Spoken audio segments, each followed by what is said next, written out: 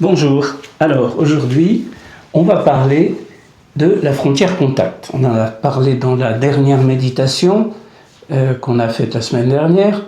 Et qu'est-ce que c'est que la frontière contact? C'est un concept gestalt qui vient de la sphère personnelle. En fait, on a tous une bulle, un cercle d'énergie qui nous entoure et qui correspond à notre sphère intime. On laisse rentrer plus ou moins des personnes ou pas dans cette sphère. Alors, par exemple, moi j'en ai une ici, et cette sphère elle est plus ou moins grande en fonction de nos émotions, des personnes qu'on rencontre. Par exemple, si tu rencontres une personne qui t'agresse, ta frontière contact va naturellement se fermer, comme celle-ci par exemple.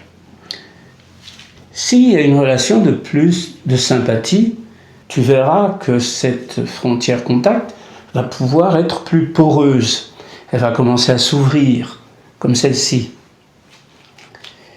Et puis, s'il y a de l'amour, une vraie sympathie, à ce moment-là, la frontière contact va s'ouvrir et tu vas pouvoir laisser passer des relations ou des personnes dans cette frontière intime. Alors il y a des personnes qui n'arrivent pas à fermer leur frontière contact. Elle est toujours ouverte. Et c'est des personnes de qui les gens vont profiter. Ou c'est des personnes qui vont avoir du mal à mettre des limites, ou qui même parfois, ça va aller jusqu'à la maltraitance.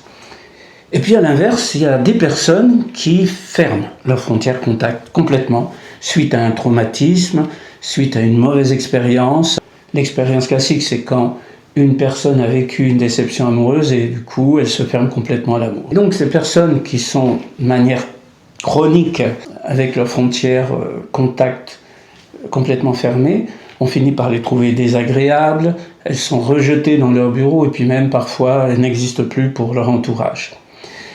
Donc la bonne nouvelle, c'est qu'on peut travailler sur nos relations, on peut travailler sur comment apprendre à ouvrir ou fermer sa frontière contact. Grâce à une thérapie, bien sûr, grâce à un accompagnement, en travaillant sur les traumatismes qu'on a vécus, et tu verras que ça peut vraiment soulager et améliorer tes relations avec les autres.